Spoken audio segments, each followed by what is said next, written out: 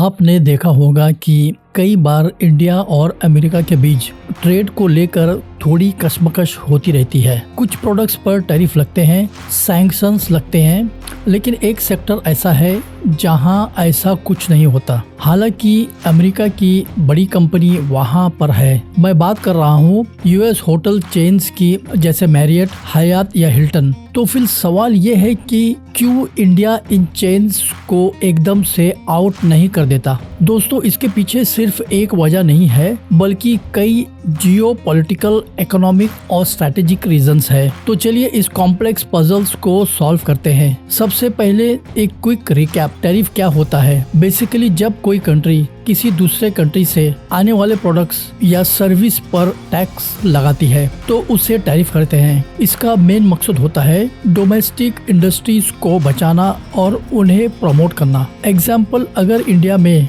बनी हुई कार $10,000 की है और यूएस की कार्स भी $10,000 की है, तो इंडिया यूएस कार्स पर 50% टैरिफ लगा सकता है। अब यूएस कार्स $15,000 की हो जाएगी और लोग नेचुरली इंडिया की कार्स खरीदेंगे। अब आप सोच रहे होंगे कि same logic US hotel chains पर क्यों नहीं अप्लाई होता। होटल्स तो ऑलरेडी इंडिया में ही है, तो उन पर टैरिफ्स लगाकर लोकल होटल्स को सपोर्ट किया जा सकता है, right? Well, that's where the story gets interesting. दोस्तों, पहले और सबसे बड़े रीजंस ये है कि फॉरेन डायरेक्ट इन्वेस्टमेंट यानी एफडीआई, इसको बिल्कुल सिंपल तरीके से समझना है। यूएस होटल चेन्स जैसे मैरियट और हिल्टन इंडिया में आते हैं और अपना पैसा लगाते हैं। ये बड़े होटल्स हजारों लोगों को जॉब देते हैं और इंटरनेशनल टूरिस्ट को भी अट्रैक्ट करते हैं। ये सब इंडिया की इकोनॉमिक में डायरेक्टली पैसा डालते हैं। इससे सिर्फ होटल इंडस्ट्रीज को फायदा नहीं होता,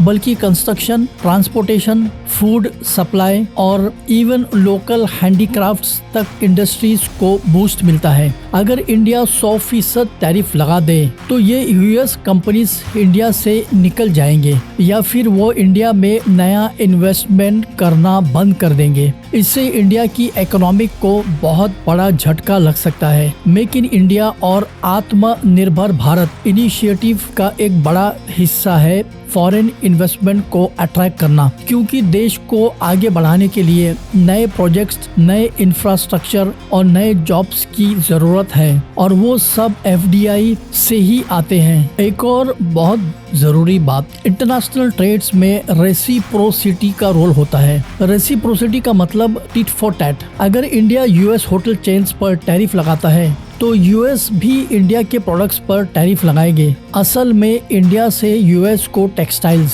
सॉफ्टवेयर, मसाले और बहुत कुछ एक्सपोर्ट्स होता है। यूएस अगर इन प्रोडक्ट्स पर भी टैरिफ लगा दे तो इंडिया का एक्सपोर्ट बिजनेस बुरी तरह से अफेक्ट होगा। हमारे एक्सपोर्ट इंडस्ट्रीज को बहुत नुकसान हो सकता है और हजारों जॉब्स जा सकते हैं। इंडिया यूएस को नाराज नहीं करना चाहता और इससे एक ट्रेड वॉर शुरू हो सकता है। हिस्ट्री में ऐसे ट्रेड वॉर्स को देखा गया है और उनका नतीजा कभी भी अच्छा नहीं होता। दोनों कंट्रीज को नुकसान होता है। इसलिए इंडिया बहुत केयरफुली ट्रेड पॉलिसी बनाता है। टैरिफ्स सिर्फ तब लगाए जाते हैं जब कोई स्पेसिफिक रीजंस हो, जैसे anti dumping measures. Hotel chains पर एक ब्लैंकेट टैरिफ लगाना, इससे इंडिया को फायदा से ज्यादा नुकसान होगा। दोस्तों, इंडिया और अमेरिका का रिलेशनशिप सिर्फ ट्रेड तक महदूद नहीं है, ये एक गहरा स्ट्रैटेजिक पार्टनर है। दोनों कंट्रीज के बीच मिलिट्री कोऑपरेशन,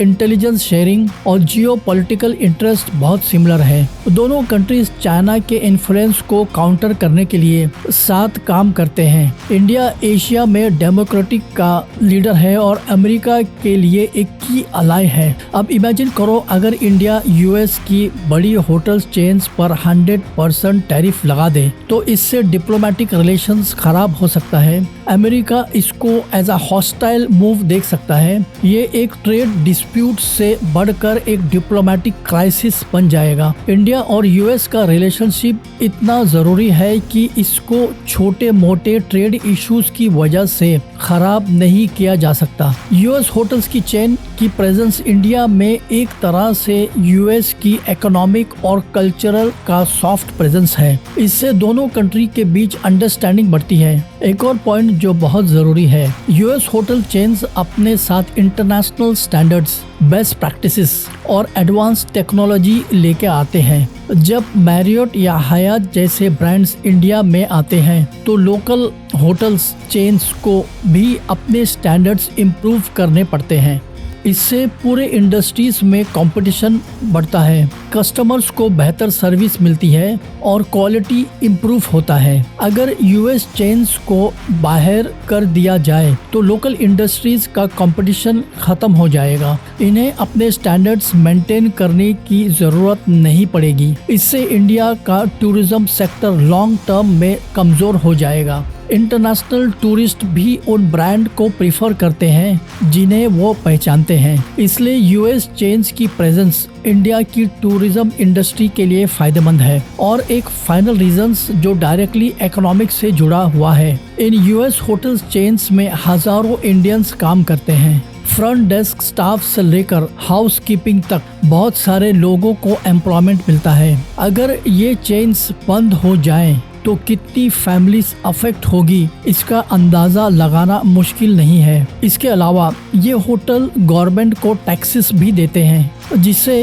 रेवेन्यू जनरेट होता है। टैरिफ लगाकर गवर्नमेंट खुद का टैक्स रेवेन्यू और एम्प्लॉयमेंट दोनों का नुकसान करेगा। इस लूज लूज सिचुएशन। तो दोस्तों ये थे वो सभी रीजंस जिनकी वजह से इंडिया यूएस होटल चेन्स पर 100% टैरिफ नहीं लगा सकता। ये डिसीजन सिर्फ एक टैक्स से ज्यादा है। ये एक स्ट्रैटेजिक मूव है जो फॉरेन डायरेक्ट इन्वेस्टमेंट को एनकरेज करने, ट्रेड वॉर से बचने और एक मजबूत जियोपॉलिटिकल पार्टनरशिप मेंटेन करने के लिए जरूरी है। इंडिया जानता है कि लॉन्ग टर्म ग्रोथ और स्टेबिलिटी के लिए ऐसे पार्टनर्स को साथ लेकर चलना जरूरी है। ये साबित करता है कि इंडिया का फॉरेन पॉलिसी और ट्रेड पॉलिसी बहुत डेवलप्ड है। दोस्तों आप इस बारे में क्या सोचते हैं? क्या इंडिया का ये डिसीजन सही है? कमेंट सेक्शन में अपनी राय जरूर बताएं। मिलते हैं अगले वीडियो के साथ में, तब तक के लिए टेक केयर।